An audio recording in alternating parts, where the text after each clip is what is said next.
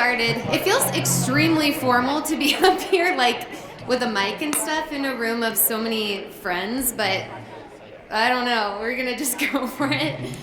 Yeah, we're gonna try to run this on time and get started here. So, just want to say welcome to Missoula, especially to those who aren't from here for the Northwest Community Land Trust Annual Gathering. It's amazing to see so many CLT practitioners, supporters, homeowners, and partners come together over the shared belief that everyone should be able to access the stability and safety of homeownership. And as the cost of living continues to increase and burden more and more households across the country, we know that this tool can be used to change outcomes for families here in Missoula, across our Northwest region, and beyond. My name's Brittany Palmer, and I'm the Executive Director of Front Step Community Land Trust. We're Missoula's community land trust and are excited to host the host the coalition this year. I'm also on the coalition board of directors, and I'm going to ask the board of directors to stand up or wave or something here so you guys all know who they are. But we've got Courtney Nauman, who's our new board chair. A lot of them are sitting over here. Simon Wendell, our board treasurer, David Ellsworth Keller, our secretary, and board members, Deb Hayden, back in the back, Becca Goville, somewhere, Becca. Jesse Baines couldn't make it, Miles Nowlin over here, Dom Merriweather also over here, and Tom Neese over here. So also shout out to my team, especially our stewardship manager, Hannah Cosell, who've helped us put this together. I think we're all in our shirts today, so you can look for us that way. And we've got a couple board members here too. But feel free to ask any of them if you need any recommendations while in town. We've also got some stuff at the welcome desk. And then finally, I want to shout out to the gathering committee members, Joy Smith, Erica Malone, and Randy, Susan, and Amy from the Sitka team who have helped put this exciting agenda together. So we're excited to have a keynote plenary this year on extraction and resilience and how the community land trust model can be used to prevent predatory post-disaster land grabs that have become more and more common with climate catastrophe. We've got sessions where participants can learn about public-private partnerships, legislative advocacy, facilitation, and how to write pro formas. We're also excited to offer a couple of interactive sessions this year where you can dig into the details of things like your bookkeeping procedures and policies and workshop them with experts and colleagues in real time. We've got 2 screenings of the Gaining Ground Building Community on Dudley Street movie, which I'm excited. I haven't seen it myself, so I'm hoping to pop in the theater at some point. And we also scheduled longer breaks this year where you can take advantage of some movement activities. We just had to fill the time, I guess, some way. You can do that, or you can just take an actual break or meet a colleague or whatever you'd like. So during breaks, just feel free to do your thing, meet up with somebody. There's also a cafe downstairs if you need an extra snack or latte or something like that. This year, we've also made space for an unconference session block. This is a group of participant-oriented breakouts where attendees decide on the agenda and discussion topics today and then curate the agenda for that block tomorrow afternoon. So this is an informal way and a flexible program that allows all the attendees to suggest topics and then choose what they want to talk about accordingly while in this room together. So if you have a topic you'd like to discuss or a presentation that you've given in the past that's specific to your location, I think all of that would be a great idea for an unconference session. So just consider signing up for that. The sign-up sheets are just little half pages. They're very brief, and all you need is a topic, sort of a plan, and somebody to hold the space. So either a facilitator or somebody who's like, this is my thing. The forms are at the welcome table. And then the gathering committee will choose the sessions tomorrow morning and let you know, where you'll be. And we'll get all of that information on Whova too, so you can sign up. But that's new this year, so we'll work through it together and see how it turns out. But please do submit something.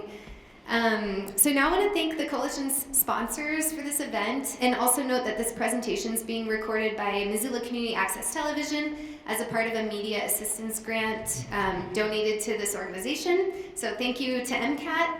We're also live streaming this right now on our Facebook page, and also the keynote session right after this will be streaming.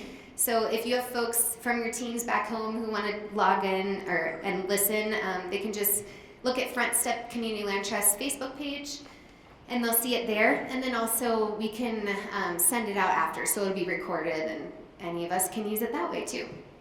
So now to sponsors. Our Community Land Trust member sponsors this year include Front Step Community Land Trust, Proud Ground, Northwest Montana Community Land Trust, Lopez CLT, and Sitka CLT. So thanks to those members for supporting us a little bit extra this year. I want to thank NeighborWorks Montana, who came in on the siding level sponsorship, Land and Home, who came in on the framing level sponsorship, Columbia Bank and Washington Trust Bank, who you'll hear from, I think, at lunch today or tomorrow, at the foundation level, and Banner Bank and Hayden Homes for coming in at the $10,000 infrastructure level.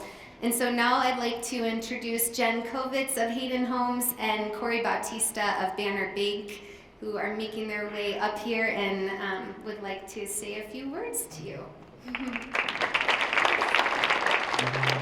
Thanks, Brittany. Good morning. I'm Jen Kovitz. I work on the Community Engagement and Government Affairs team at Hayden Homes and Simplicity by Hayden Homes. And we are so proud to be a returning sponsor of the gathering. And Simplicity is really committed to supporting the success of community land trusts and other shared equity models. A little bit about us. We're the largest private home builder in the Pacific Northwest. For a little over 35 years, we have built just over 27,000 homes in 335 cities across Oregon, Washington, Idaho, and Montana. We build in non-metro areas in those states. And we have a division of our business called Simplicity. And Simplicity is really our build on your land division. And we can use Hayden Homes value engineered home designs, our supply chain, our production price point to be the vertical construction partner for public and nonprofit partners like community land trusts. Hayden Homes also shares this group's commitment to expanding homeownership opportunities for underserved communities. In 1998, we founded a nonprofit called First Story. And First Story is unique because it is an affordable housing lender. So we work with our local housing partners, and First Story identifies qualified families earning 80% area median income or below, and they are given a zero down, zero interest, 30-year mortgage on a brand new Hayden home in one of our Hayden Home communities. And then when those homeowners are ready to move on, First Story buys that home back at market rate. Simplicity comes in, gives it a refresh, we partner again, and we find a new qualified family. Finally, this conference is personally very meaningful to me. For many years, my husband has been the home designer for Methow Housing Trust, which is how I first learned what a community land trust is. And last year, thanks to Kim and the entire board, I was given the privilege of coming as an intern while I finished my master's thesis on rural community land trusts. So I just want to thank you all for supporting burgeoning housing advocates. I was hired at my current role in large part because of this organization and the knowledge I gained from this group of amazing humans. Shout out to those of you who donated your time to interview with me. And thank you so much for the opportunity for Hayden Homes to come back and sponsor. We're really grateful to be here.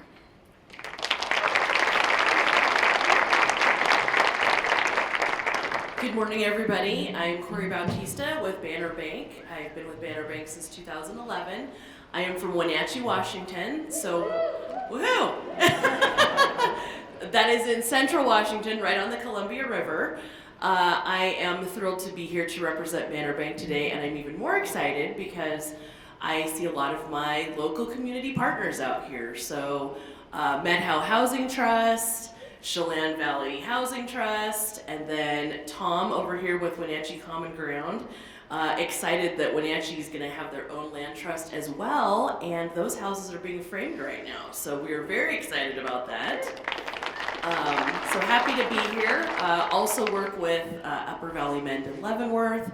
So personally, I have quite a bit of experience working with my community land trust, but Banner Bank is located in Washington, Oregon, Idaho, and California, and there are land trusts all over those areas. So we have a lot of loan officers that work with land trust, Habitat for Humanity. We are very passionate at Banner Bank about affordable housing and the shared trust model. And so I'll have a table out here today as well, so you're welcome to come and talk to me. I'd love to visit with you. Banner Bank also has a program where we offer buyers some credits towards closing costs if they're buying from a land trust. So we're doing everything we can to really partner and support the folks that are purchasing through land trust, affordable housing. And I speak about land trusts all the time to my friends, to people. I just am a huge believer in really helping people afford their house payment. So I'm happy to be here. I also have to say that Mark Rowley sends his best wishes. A lot of you know Mark. He's the VP of Mortgage with Banner Bank. But his son got married this last weekend, so he was not able to make it, but he does send his regards. And also Mark is retiring at the end of the year. So I'm very sad about that. Mark and I work together a lot. He says he's retiring, but then when I talk to him, he's like, well, maybe I could, still. I'm like, okay, Mark. So we will miss him whenever that happens, and I'm sure he'll be in touch with you. So once again, welcome to the gathering. I'm happy to be here, happy to see my local partners here, and looking forward to meeting other people. I also heard there's folks from Hawaii here as well. My family is from Molokai, so I'd love to meet you guys too. So anyway, have a great morning.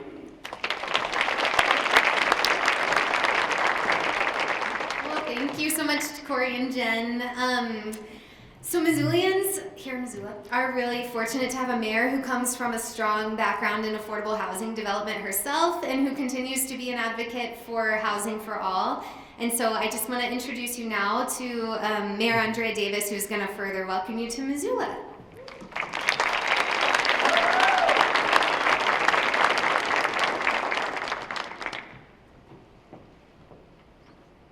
Well, good morning, everyone. Nice to see you. 8:30 on a Monday, getting after it. Good job. It's an honor to be here with all of you, and welcome to Missoula for so many folks that are visiting from other places. And it's an honor as the mayor of Missoula to welcome you and to thank you for your incredible work and your commitment to working on homes that folks can afford and continuing to be creative and innovative in this space. While you're here, you are obviously in a beautiful place.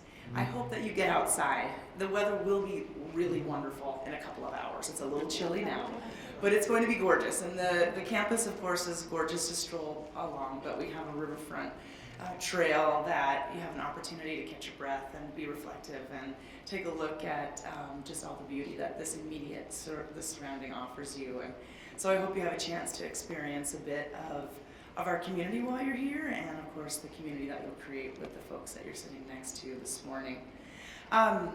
This work is particularly meaningful to me, both because I had a 22-year career in creating homes that Montanans can afford, but also because I grew up in Northwest Montana with a family that always worked hard and had very limited means. And we were fortunate in that Montana was still affordable, yet our wages were extraordinarily low then. And so we had a good place to live. We had good rental homes. My parents rented their homes, our homes, until I was 17. And I remember thinking, gosh, I'm graduating early from high school and my other siblings have moved out and now you're buying a house? But I reflect about it, it's like it didn't really matter because our rental homes were always places that we knew our neighbors and I could ride my bike to school and we could grow a garden in the backyard. And the life that we had was really healthy. And I could get to public schools easily, and that's the kind of thing that I've been committed to my entire career for our neighbors and community members, and why I'm so honored to serve as mayor to continue to do that work alongside folks like yourself.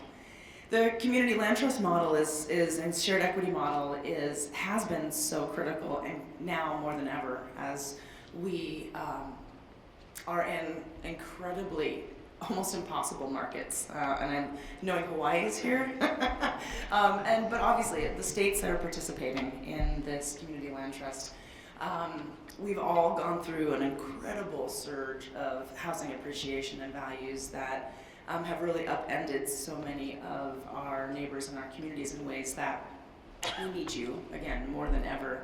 At the City of Missoula, we're doing quite a few things that are supportive of the work of community land trusts and recognize the work you're doing, and hopefully will help continue to promote it.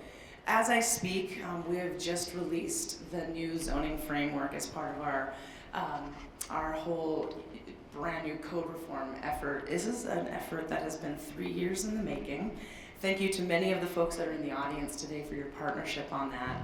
We, just going back a few years, the City of Missoula created a housing policy in 2019, and there were many different strategies that were identified in there, one of which was continuing to strengthen our partnerships and finding ways that we can help community land trusts, shared equity models, and alternative homeownership be able to flourish through CDFIs, community development finance institutions, and others, and taking a look at our land use regulations. And at the time, in 2019, it was a little bit almost taboo to even consider going there. And it wasn't until a few years later when this conversation was more accepted really around the country, and particularly here in Missoula, where folks were afraid of change, and they still are. I am, right? That's a reality I think we're all facing. But the City of Missoula has leaned in very intentionally. We've just adopted a very forward-looking land use plan in December of 2024 that basically lays the foundation for now this new set of building codes that will allow more diverse housing types to be built in every part of our community. And ultimately, the zoning code that we are literally have just made public in the last week or so, and will adopt by this December, will make it so smaller and more unique home types can be built like I said, in every part of our community, and not only home types, but also neighborhood commercial and other things that support a more walkable and vibrant community. In addition to some of that land use regulatory framework that the city is undertaking, we have some tools at our disposal, and I feel very fortunate in Missoula, Montana to have these tools, and we're constantly looking for more. As part of that housing policy I mentioned, we created an Affordable Housing Trust Fund. And that Affordable Housing Trust Fund has had a slow investment of dollars over the years. We just struck a deal with a project in downtown Missoula that, through that private development deal, is actually going to contribute over the course of 10 years, $7 million to this Affordable Housing Trust Fund. And the importance, of course, of that is that we have the opportunity to be more flexible than some of the federal dollars that may be available to us through an entitlement city, so home partnership dollars or community development block grant funds, which I see many of you nodding your heads, and as a housing practitioner for many years, we're often very, very reliant on those very necessary but restrictive guidelines, because we know that the housing affordability needs are much grander than that. And so this trust fund does allow a lot more flexibility in partnerships with land trusts. And then in addition, we have a redevelopment agency where we utilize a tool called tax increment financing, and it's basically to be able to help identify blighted areas of the community that need reinvestment, both for economic development opportunities, but also infrastructure investment, because they are sorely lacking in infrastructure. And like almost every community, I bet here, we're dependent on the private sector, for the most part, to be able to really improve a lot of infrastructure. Of course, the public dollars do go to that too, but not to the extent that we'd like to see. So when we can focus those dollars in these areas, then we can obviously build out a more connected neighborhood, and now we can actually build vertical affordable housing. Speaking of policy and some of the work that you're going to be doing here, talking about policy opportunities, in 2023, the Montana State Legislature basically included the word workforce housing in the tax increment financing legislation. And that enabled the city of Missoula to create a workforce housing program utilizing our tax increment financing, so then we can use that to do projects like, right now under construction on the north side of Missoula is an 89 community land trust home. They're in the configuration of townhomes and condominiums, and it's the first phase of a larger project. The city is a significant partner in this project. We partnered with the neighborhood, who had been working for 20 years to turn an industrial wasteland into residential development opportunities. So this was a place where, like many of your communities, I bet, there was a window sash company that had functioned for many, many decades and had unfortunately polluted the soil substantially.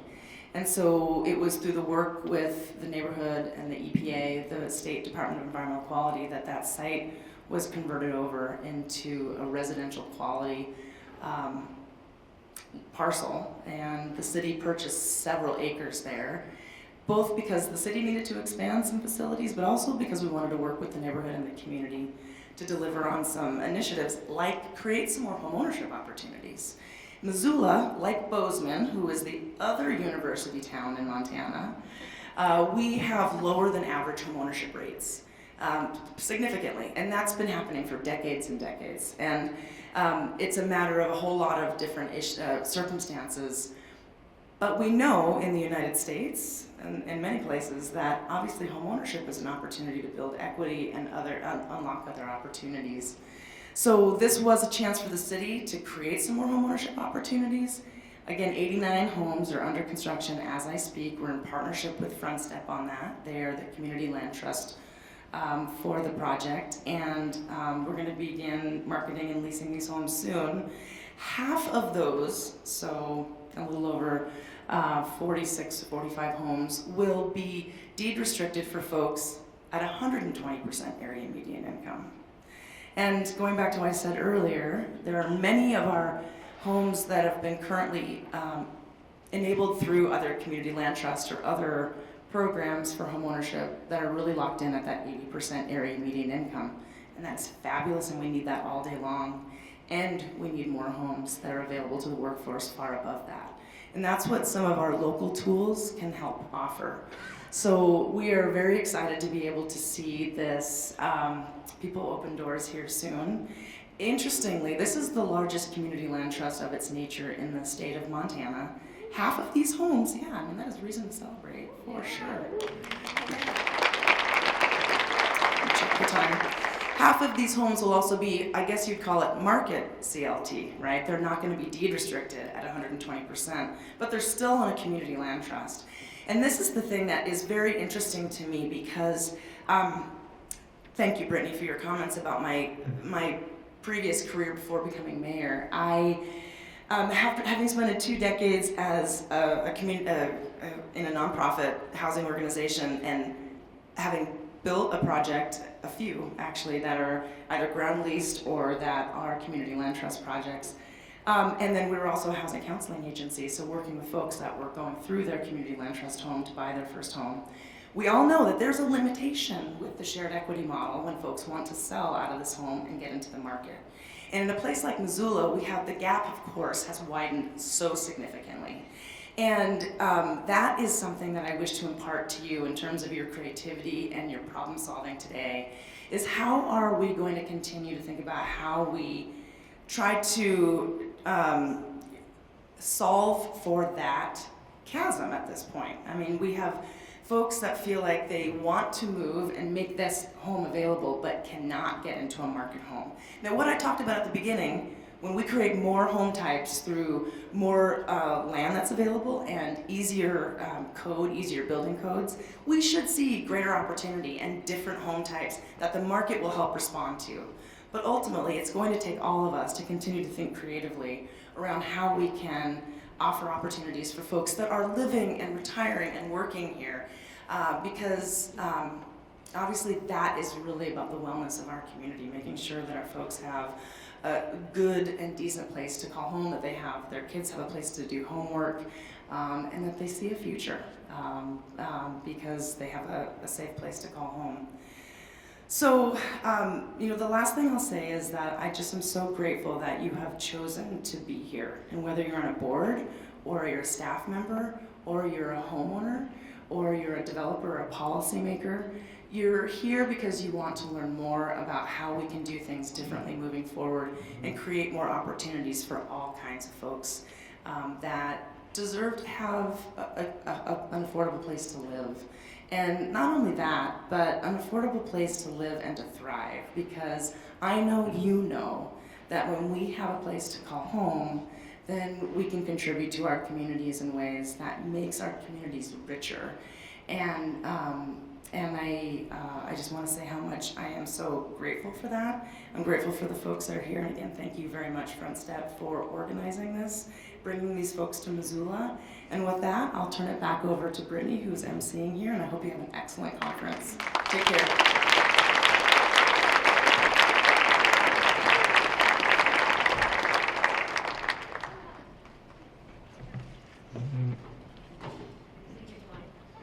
See, she's great. We like that. Okay. So I now want to pass the mic to Martin Charlo and Stephen Hunt, members of the Confederated Salish and Kootenai tribes, who are here to finally ground us and contextualize the land that we're gathering on today.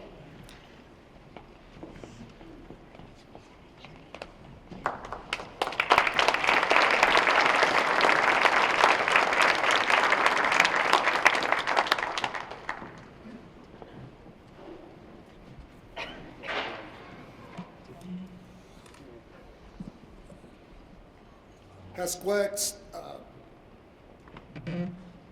My name is Martin Charlo. Good morning. I'm a member of the Confederated Salish and Kootenai tribe. I'm also on the tribal council. Thank you all for being here. Thank you for having us. This land down here is something that's been our homeland since before the ice ages. If you look up on the hillsides over here, you can see evidence of the glacier Lake Missoula, and we have creation stories that predate that. We've been in the Bitterroot Valley, which is southeast of here, or southwest of here. Our Aboriginal homeland stretched in all directions, and in the 1800s we were moved around this time. Actually, it was around the 14th of October from the Bitterroot Valley. The last band of Salish were moved well, they were encouraged by the government, the federal government troops, to move to the reservation. And my great-great-grandfather was one of the last bands that held out, and they were moved to the reservation. And before we got to the reservation, there was no such thing as homelessness. There was no such thing as being hungry, and the generosity that we exhibited to each other was something that I feel like your guys' groups do. We moved to the reservation.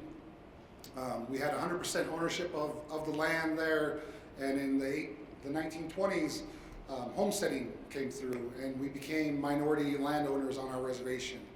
And we are still currently minorities on our reservation. We've bought land back to we're about 70% ownership of 1.2 million acres of our reservation that we control.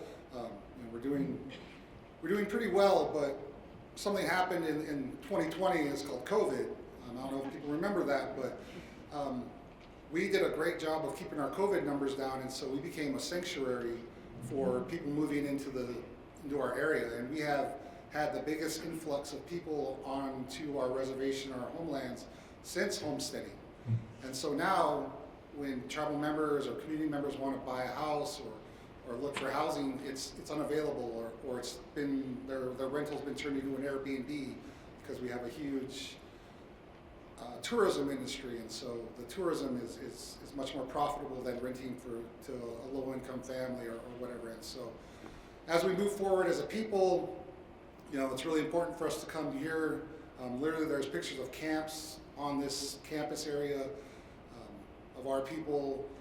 We continue to remember this land as our homeland, and coming here and saying a few words of Salish or practicing our culture is something that we try to do as as much as we can, reminding people of our connection to this land, that we'll always be here, and we continue to prosper and succeed. But we don't have unlimited resources.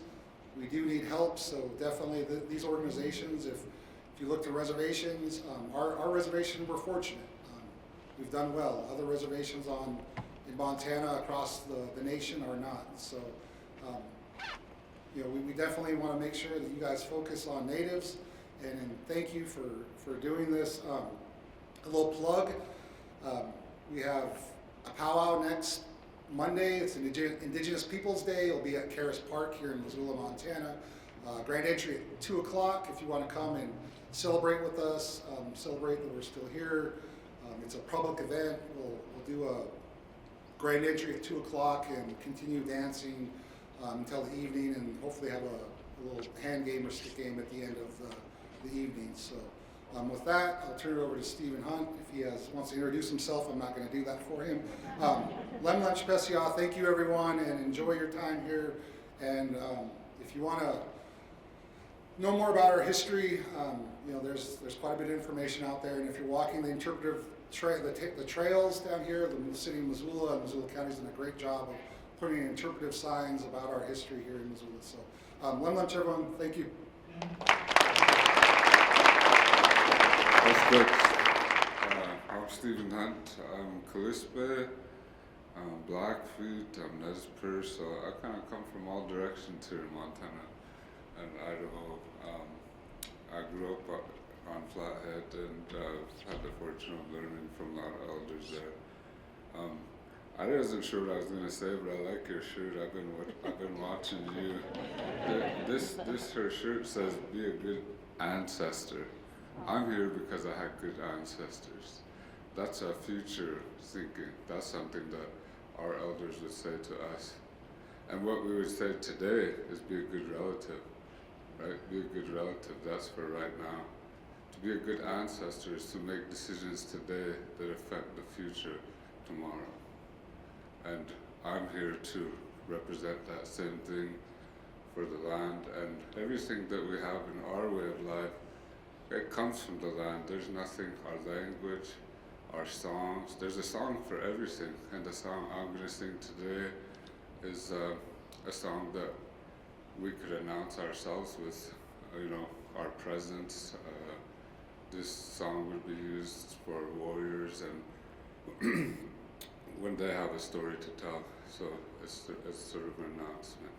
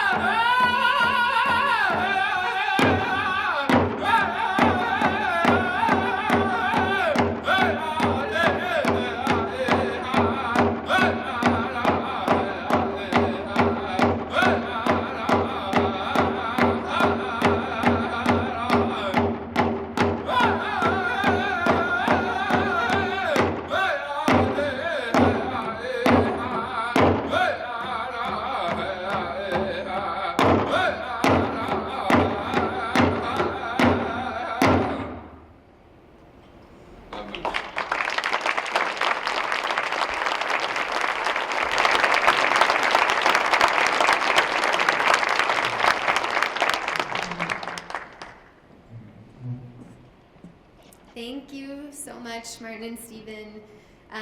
As a part of this land acknowledgement, we wanted to share about the new Itkahom Inkuish Solidarity Program. This program aims toward repair of harms done in recent centuries on the homelands of the Salish, Kalispé, and Kasanka people, and supports tribal members in getting into homeownership through solidarity funding, learning, and community building. And so I'm going to now invite local organizer Jenny Mish up to the stage to share a little bit more about that program as a part of this land acknowledgement, including a short video. Welcome, Jenny.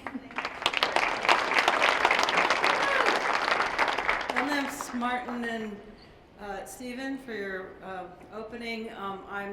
It's an incredible joy and honor for me to get to work with Jody Cahoon Perez, who's the executive director of the Salish Kootenai Housing Authority. We launched the Itakawaham Inkawit Solidarity Program almost a year ago.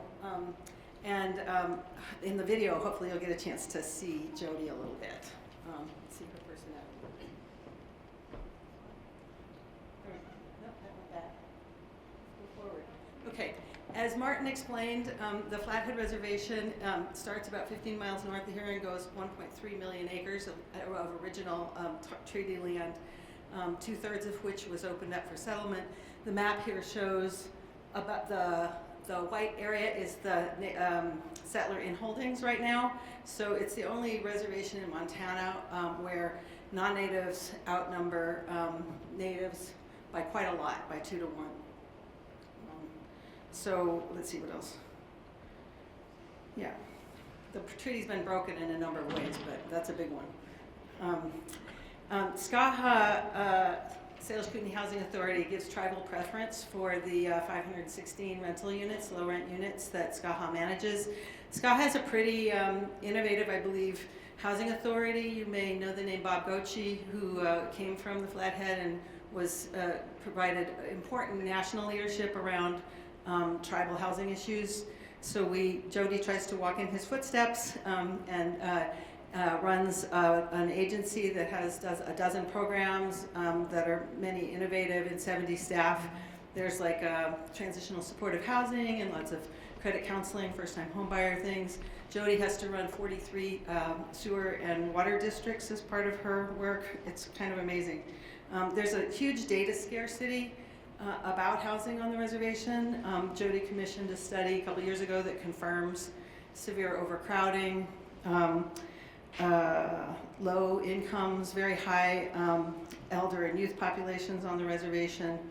And I just have to mention that last week here, the Montana Free Press ran this amazing 3-part series about tribal housing in Montana.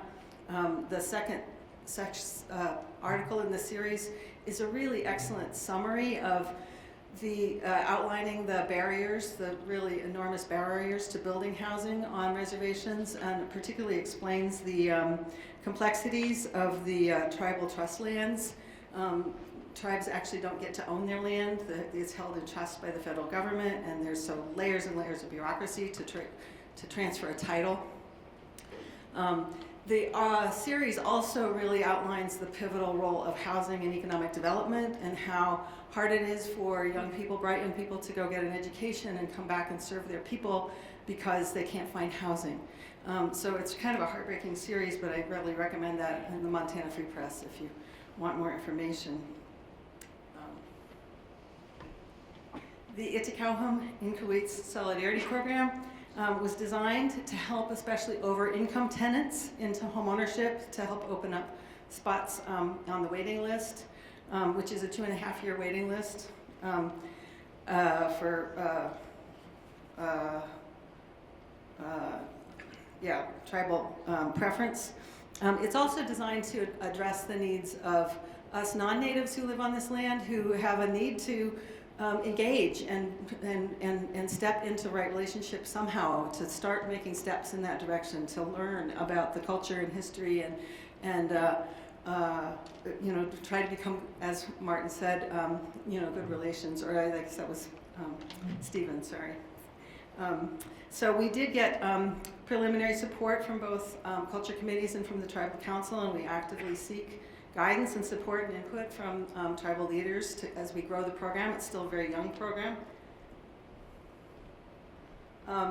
We receive financial gifts from anybody who wants to give them, but we encourage membership, which is a deeper level of engagement and relationship.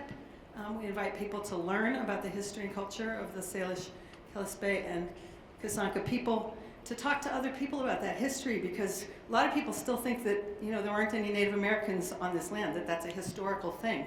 But this is their land and they live here, and we want to be in right relationship, and we need ways to do that. So we're doing our best to try and create events that people can come to. Our events really open people's hearts. So far, we've had a couple events on saying hello in the languages of this land. We did a book study group with a book called The Salish People and the Lewis and Clark Expedition, which is amazing. It was a 4-part series that was really heart-moving for the Native and non-Native participants in that group. So I really recommend that. It was produced by the Salish and Kalispel Culture Committee. So that's history that everybody can relate to, and fairly recent history actually on this land. We've given 4 homeownership grants in our first year. We started out aiming for $24,000 and raised that in our first 10 weeks, and it keeps going. So we're pretty excited about that. Thank you. And just 2 days ago, we had a celebration of homeownership for our first recipient, Stephen Morajo. It was a celebration of his homeownership and also of his 6 years of sobriety. Stephen's home is right across the street from the Recovery Village, where he is the residential director. And SCAHA has worked with Never Alone Recovery Support Services for several years, and just opened not long ago, like a year and a half ago, this Recovery Village that used to be a 28-unit drug haven with a 46% eviction rate called the Dirty 30s. And now it is like a thriving, sober, safe recovery community. And it was amazing to celebrate with these people and hear stories of this, how much housing has made a huge difference in people's lives, and celebrating Stephen. So it was raining all morning, and then the sun came out, and then it started raining again. We wanted this video to be outdoors, but it was Jody, and it's pretty casual, but it gives you a sense of Jody and our relational. How do I start? And right relationships. So yeah. There we go. Thanks.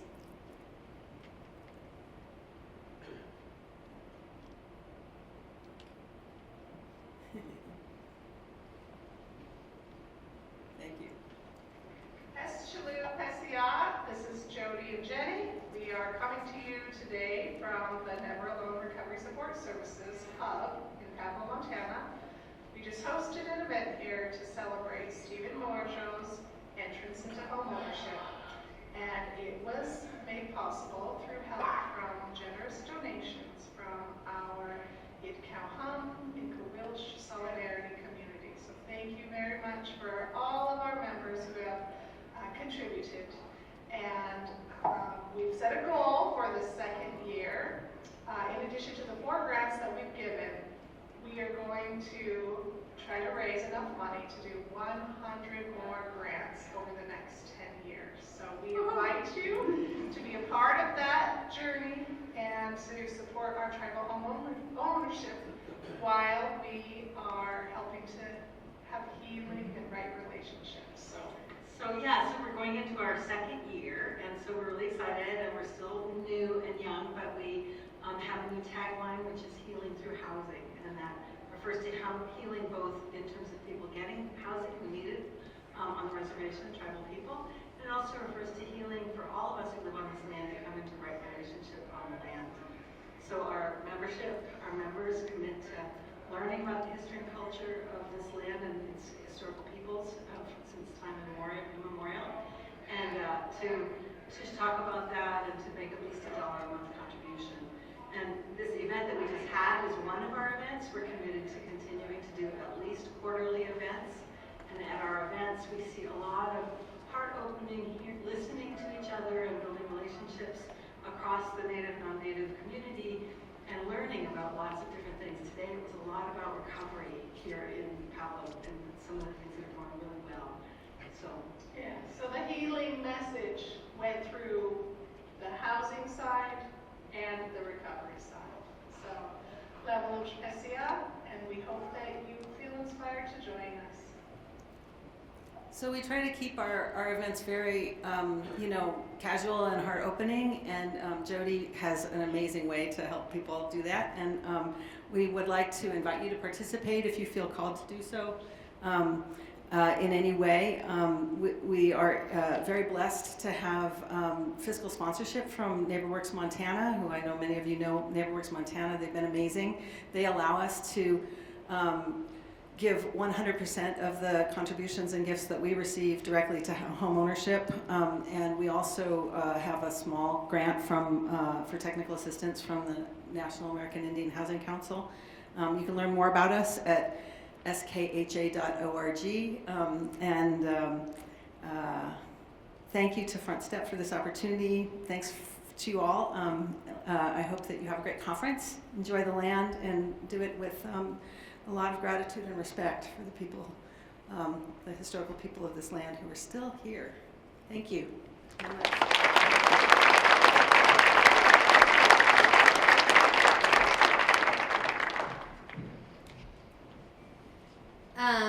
Thank you so much, Jenny and Jody, who couldn't be here with us today, but hopefully she'll get our thanks as well. I invite you to just, again, contribute if you have the means, and if you feel excited about doing that, or to visit their website, at least to learn more about the program. Hearing about this kind of work just really reminds us that community control of land and housing is a part of a much deeper story about repair, sovereignty, belonging, and community land trusts have always existed within a broader civic movement for self-determination, one that began with residents organizing for the right to stay rooted in their neighborhoods, to build wealth collectively, and to ensure that land serves people and not just profit. And so to ground us in more of that history and remind us where this movement comes from, I'm really excited to invite up Courtney Nauman from Headwaters Housing Trust in Bozeman and Lisa Byers of Opal Community Land Trust to the stage. They'll spend the next about half hour or so walking us through the origins of the CLT model and its evolution as a tool for justice, stewardship, and community power. And then we have a little energizer after that, so stay tuned. But first, we have Lisa and Courtney.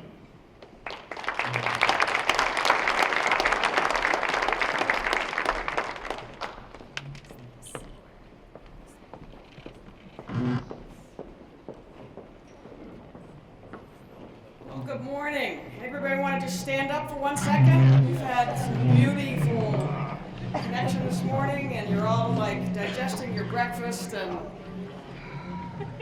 so, my name's Lisa Byers, and I've been the executive director of Opal Community Land Trust on Orcas Island in Washington State for about 30 years.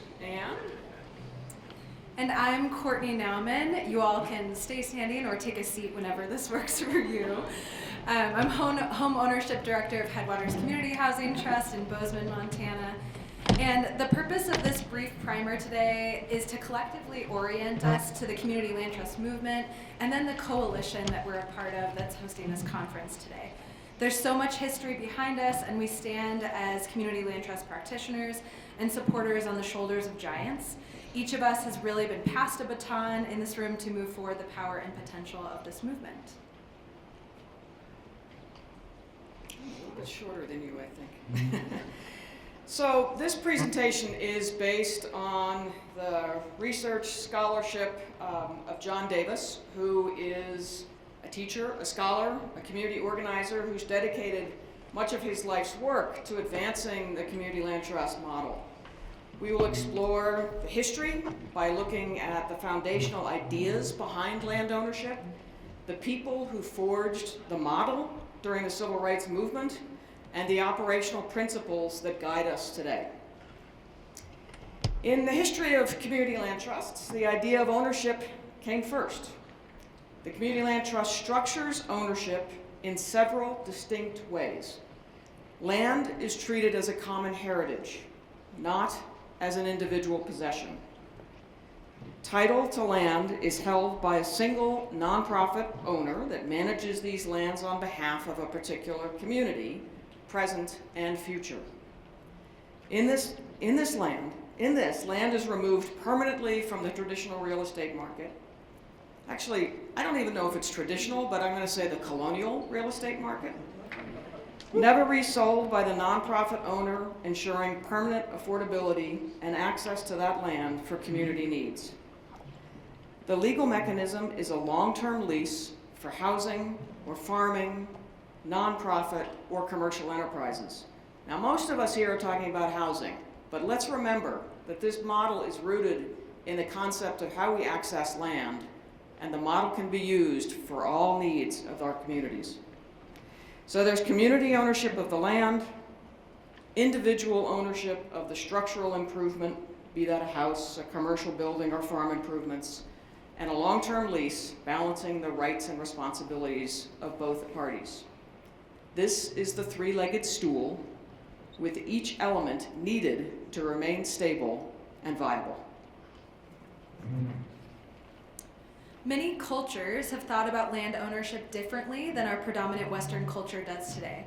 In other cultures, land is seen as something to be protected and shared, something to be stewarded for future generations, to be a good ancestor, and not something to be speculated on or accumulated for personal profit. It's a gift like water or air that's been given to us all. Let's zoom back now to the origins of this philosophical concept of land ownership. Instead of seeing land as a part of the shared human heritage that should be spearheaded and used for the common good, land in a Western traditional real estate market is treated as individual property, chopped up and sold to the highest bidder. Even more so, it's divided under the philosophy of English doctrine, which essentially separates the land's features into split estates, which are also called bundle of sticks ownership, that says that minerals, water, land surface, and sometimes even feet into the air are all different sticks that can be separated and owned by different parties.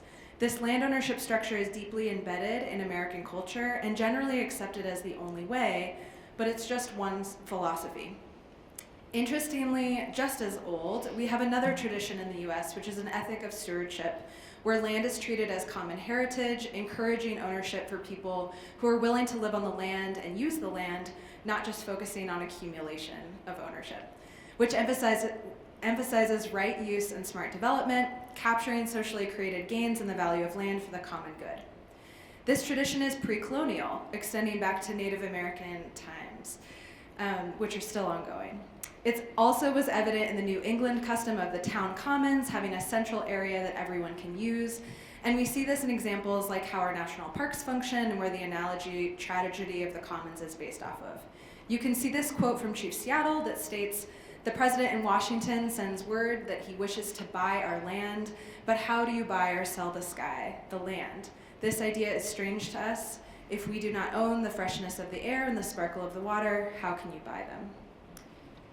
From the Western lens, stewardship and common ownership is referenced in the writings of Thomas Paine, Thomas Jefferson, and Abe Lincoln. Thomas Paine stated that it's the value of the improvement only and not the earth that is individual property. Abe Lincoln held similar views, stating that land should not be in the possession of any man, corporation, society, or unfriendly government.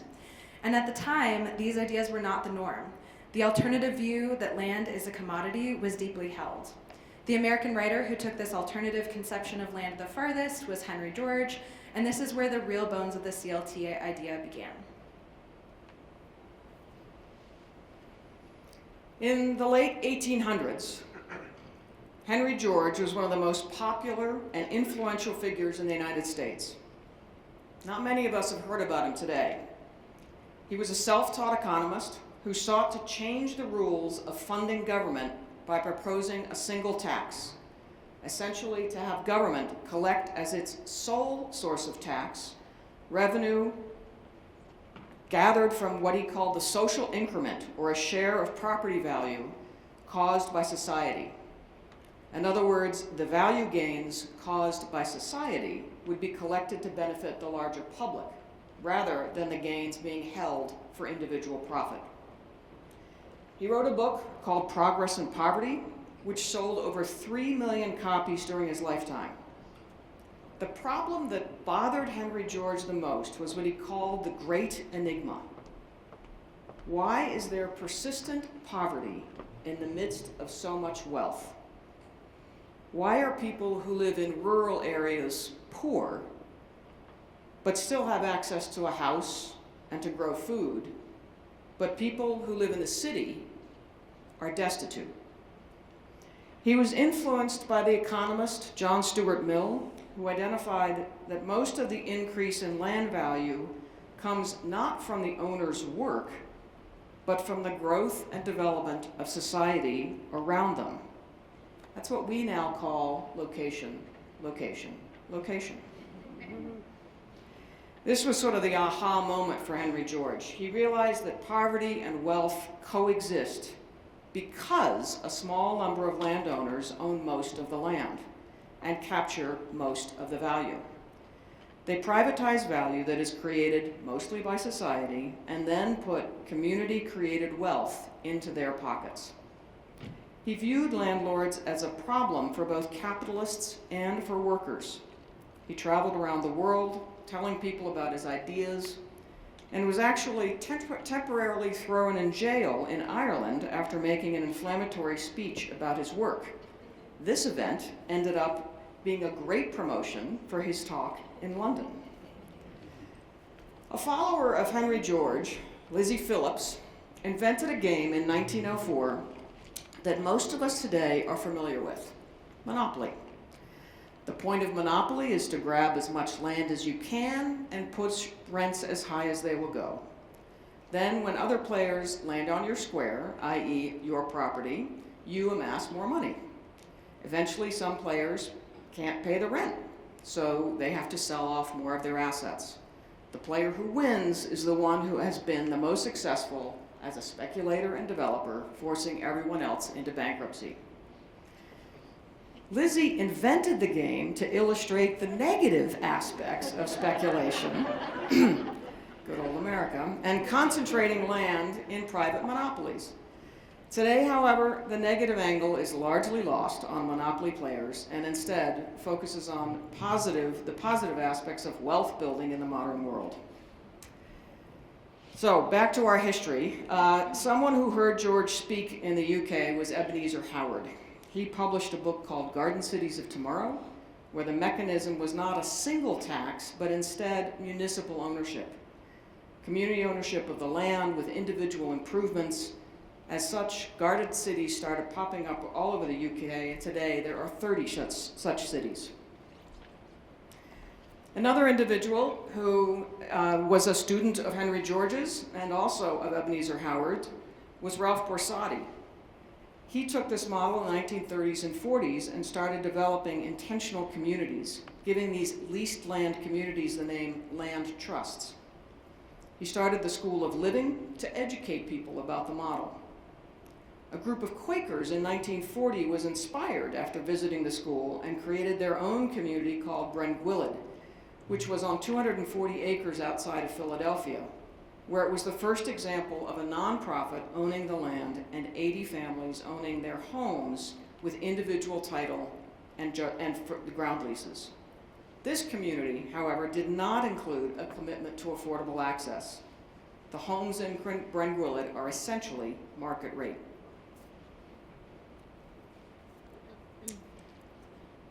The modern community land trust movement was born out of the civil rights movement. Leaders fighting for social and racial justice realized that without stable access to land, true economic and political freedom was impossible. The central question they faced was, how can you fight for justice if at any moment everything that you hold dear can be taken away? This brings us to Albany, Georgia, the site of the first mass movement of the civil rights era. Two of its key leaders were brothers. Slater King on the left, a cousin of Martin Luther King Jr. Slater was a successful black real estate entrepreneur, which was extremely rare in Southwest Georgia at the time, and he was the leader of the Albany movement. C.B. King in the middle, Slater's brother, was one of only 3 African American attorneys in the entire state of Georgia. He represented many of the 1,000 protesters jailed during the movement, including MLK Jr., unfortunately experiencing police brutality himself as a result. Into this environment came Bob Swan on the right, a pacifist and carpenter who had been jailed during World War II for refusing military service. While in prison, he studied Gandhi, who had inspired a land reform movement, which asked wealthy landowners to turn over stewardship of their land to village councils so that the poor could have access to that land. Swan came to believe that land is central to any discussion of racial equality. After his release, Swan went south to help rebuild black churches that had been firebombed by racists, and it was there that he met Slater King. Coincidentally, this was not the first time the Swan and King families had intersected. This is a bit of an aside, but fun context. 20 years before, Swan's wife, Marjorie, on the left, had wanted to take the night off to spend time with a friend and had hired a babysitter for the night. The babysitter's name was Coretta Scott, who later married who we all know as Martin Luther King Jr., and the families reconnected as a part of the Community Land Trust movement. As Bob Swan and Slater King were beginning what became a 5-year conversation about land reform and economic self-sufficiency for the black community in the United States, there was a place only 30 miles from Albany where a constructive program was already underway. Quaninia Farm, founded in 1942 by Clarence Jordan.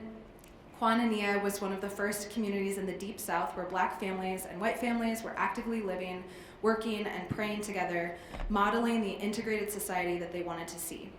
Bob and Marjorie Swan visited Quania a number of times between 1964 and 1967, and Quanonia provided Swan with a compelling vision of a cooperative agricultural community that was created in part to promote economic self-sufficiency for lower-income people, a community supported by a larger network of supporters. The pushback was fierce. The KKK burned crosses, people firebombed the roadside farm stand, and boycotted the farm's products. They persevered. Quanonia was clearly a sign for inspiration for what later became known as New Communities, Inc., as Swan and Slater King began laying plans for an agricultural community on leased land. Quanonia was also the inspiration for a nonprofit that we now know as Habitat for Humanity. Meanwhile, all across the South, there was still this system of sharecropping. Tenant farmers who made a meager existence by farming the land for a landlord. It was slavery by another name. The plight of these farmers was the focus of the National Sharecroppers Fund, led by Faye Bennett, a passionate advocate dubbed the Joan of Arc of agricultural workers. Slater King had been talking with the National Sharecroppers Fund about buying land for black farmers who had been forced off the land due to either the mechanization of agriculture or retaliation from their involvement in the civil rights movement. Slater and C.B. King, Bob Swan, and others went to Israel, funded by the Jewish National Fund, to learn about the work being done there related to community land ownership, and came back convinced that something like a network of agricultural cooperatives developed on lands leased from a community-based nonprofit might be the powerful model for the rural South. They introduced this idea in 1968, meeting in Atlanta, to which they invited representatives of nearly every civil rights organization in the South, with an interest in addressing the land problems of the black community. At that gathering, they formed a planning committee to explore the feasibility of developing a leasehold model of rural development for black farmers. I want to pause here just for a minute and help you remember what these dates mean. This slide is a picture of Martin Luther King Jr.'s funeral procession. King was assassinated in April 1968. The gathering that I just talked about happened later that year. Imagine how hard it must have been to figure out how to move forward after King's death. In mid-1969, that planning committee organized and formed a new nonprofit called New Communities, Inc.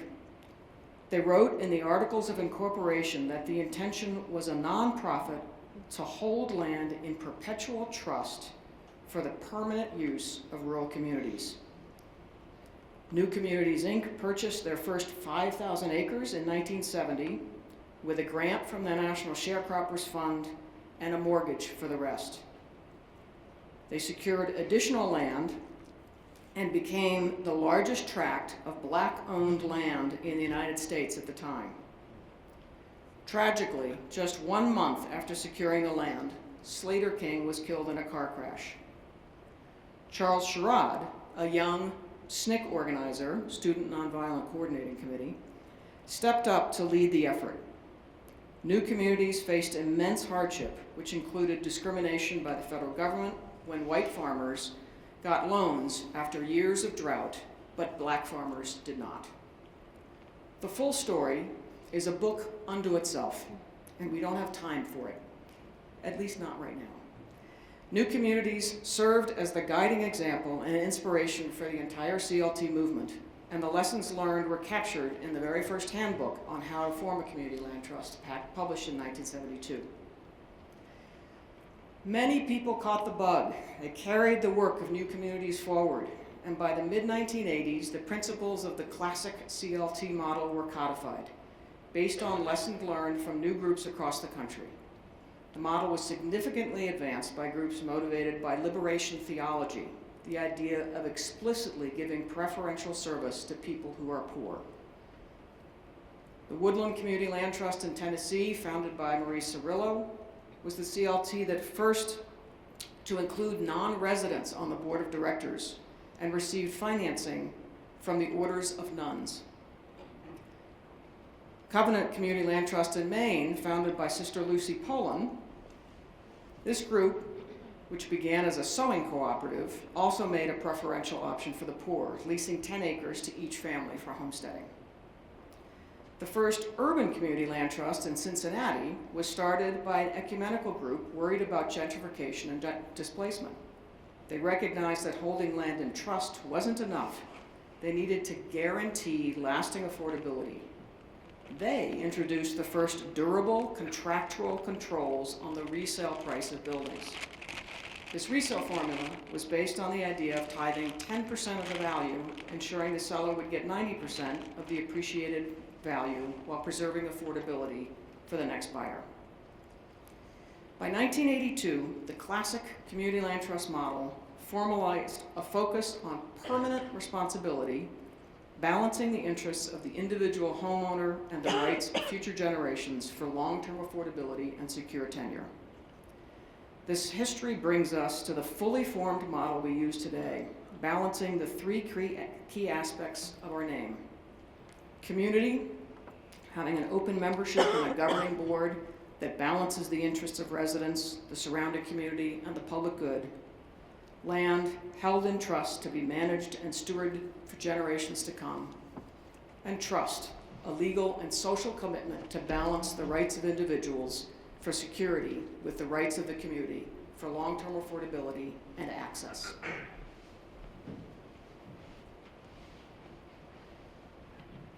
The dangers of wearing slides on stage. I keep losing my shoe. The mid-1980s was a time when the price of owner-occupied housing began a steady 20-year climb. A new phrase entered the lexicon of public policy, the affordability gap, which described the widening chasm, which we heard about this morning, between housing prices and household incomes. As affordability became the nation's biggest housing issue, the confidence placed in traditional tenures was somewhat shaken because they seemed increasingly to be incapable of protecting and preserving affordable housing, especially in markets that were very hot. The CLT, by contrast, was specifically designed and uniquely positioned to do what market-driven models could not. When prices began to plummet in 2006, it was no longer the affordability crisis grabbing headlines, but the foreclosure crisis. CLTs found themselves succeeding with turnover of homeowners, with less turnover of homeowners and better performing mortgages than the market. CLTs do not disappear after selling a resale restricted home, as we know. We stand behind the deal, intervening in cases of mortgage default, preventing foreclosures, backstopping the homeownership opportunities which we've worked so hard to create. Stewardship is what CLTs do best. When the CLT does better than any other what the CLT does better than any other organization is that its specialized niche in a densely populated nonprofit environment is to preserve affordability when economic times are good and to protect its homes and homeowners when times are bad. In the scorched landscape of the national mortgage crisis, CLTs were almost alone in reporting few defaults and even fewer foreclosures. And this gained a lot of notice amongst government entities and the real estate industry, which grew the movement further. So now we're going to transition a little bit into the very recent history. In 1999, about 15 of us from the Northwest attended the National Community Land Trust Conference hosted by the Institute for Community Economics in St. Paul, Minnesota. Those of us who gathered there said, why the heck did we travel all this way? Let's get together again closer to home. And so we did, holding what became the founding meeting of the Northwest Community Land Trust Coalition on Vashon Island, which is near Seattle. With a bit of seed funding, Erica Malone provided the logistical support. 20 of us attended, representing organizations in Washington and Oregon. We sat in a big circle. It was casual and scrappy, informal and energizing. In 2004, we took another step and we formally incorporated as a Washington State nonprofit, obtained charitable status the next year, and then support from Washington Mutual allowed the newly incorporated coalition to hire one very part-time executive director in the name of Melora Hiller, who years later, in 2012, became the executive director of the National CLT Network, and then merged with Cornerstone Partnership to form Grounded Solutions Network. The Northwest Community Land Trust Coalition continued to provide its core service of gathering practitioners for peer learning and codifying best practices. In Washington State, the Washington State Legislature and then U.S. Senator Patty Murray both appropriated funds that enabled the coalition to hire Erica again as a part-time director who organized the Capacity Building Institute, and then member CLTs, namely Colson CLT, Homestead, Crown Ground, and Opal, developed a software product that became Homekeeper, now supported by Grounded Solutions Network. We rock, you guys.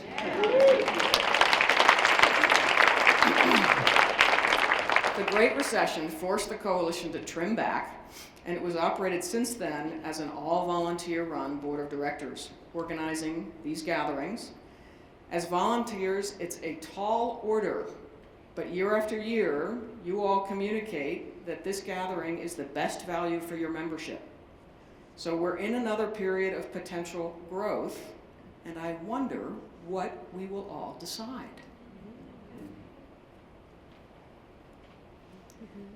The reason that we lay this history out for you all is because history is still ongoing.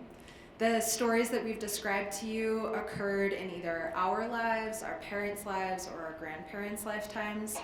And we're in a similar time of immense change, a housing crisis, and very, very difficult political upheavals and pressure. This is the time for resistance. This is the time for grassroots communities to organize and lead. Relying on the systems in place isn't enough, and we're seeing their fragility. Everyone in this room is here to move the needle on affordable housing, to shelter and support our neighbors, and lead with community control. This CLT movement offers us a container for our own revolutionary efforts, and we hope that the energy cultivated here in this conference sustains us in this good fight. So in the words of Adrienne Marie Brown, an organizer themselves, our radical imagination is a tool for decolonization, for reclaiming our right to shape our lived reality. Onward.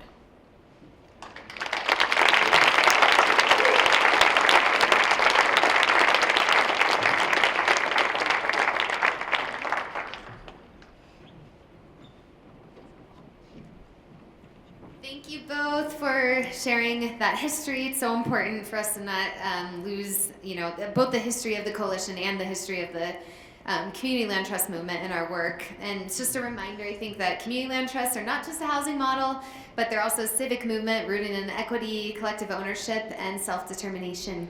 And so building on that foundation, I have Dom Merriweather up here from Proud Ground, and he's our membership chair of the coalition.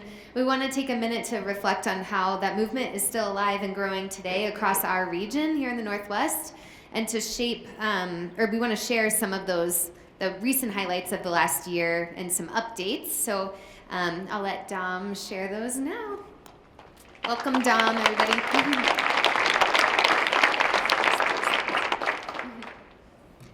Good morning, everyone. That was a great lesson on the history of this land, and also just seeing the whole history of like the CLT movement.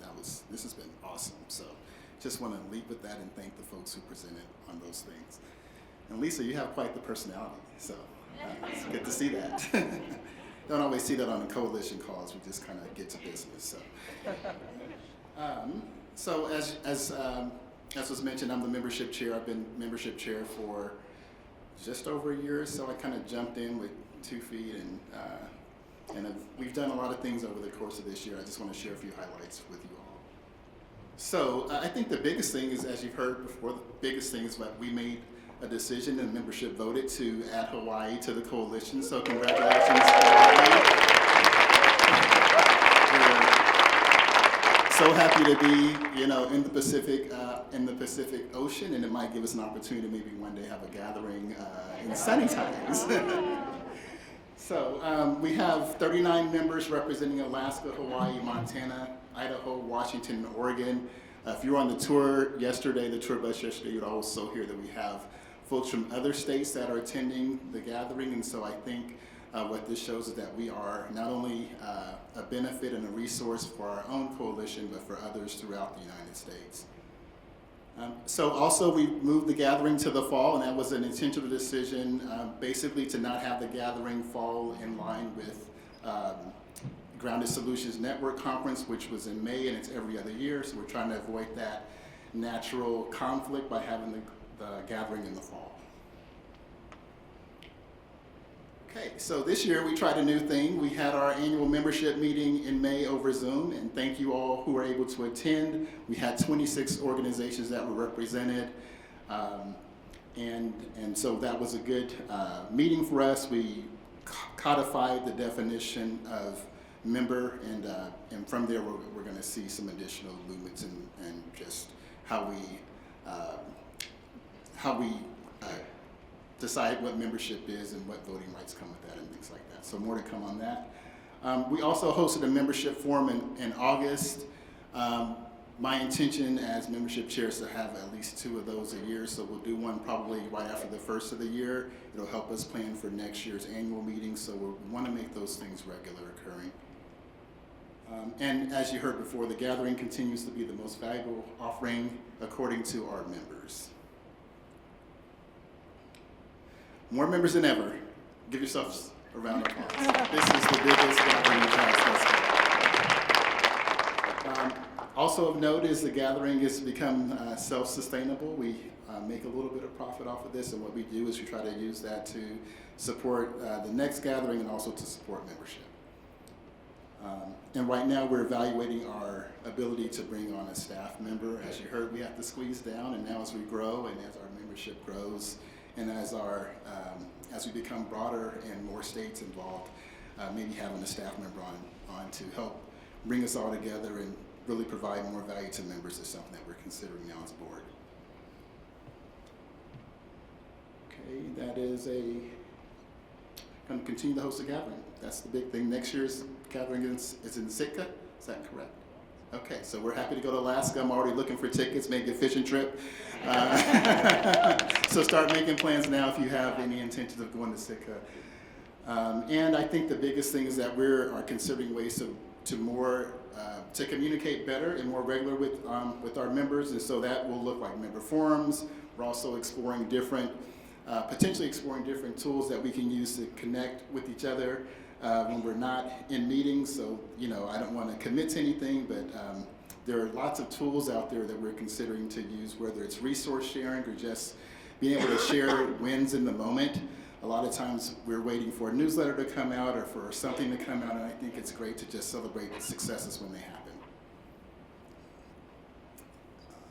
So, you want to talk about the QR code? Sure. Okay.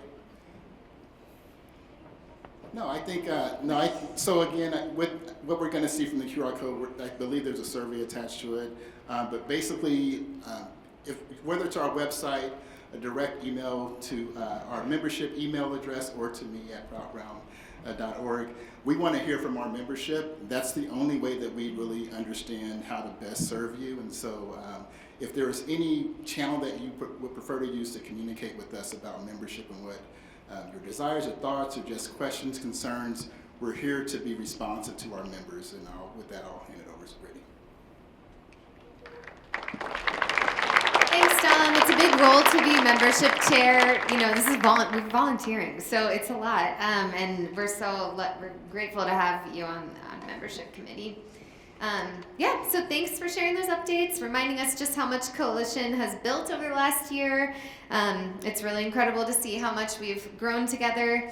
We had, as many of you know, a long-time tradition of like passing the mic around the room to see and hear from others, like how many homes are in your programs across the region. But we feel like we will be here for a long time if we were going to do that. So we're trying this new thing, like Dom mentioned. We have the QR code up there, and that is a data collection strategy. So we're hoping that every single community land trust that's represented here can fill this out. So go ahead and pull it up. We also have a map up of our region out in the lobby, along with like some art projects if you just need a brain break. But please do swing by the map and put your CLT on the map.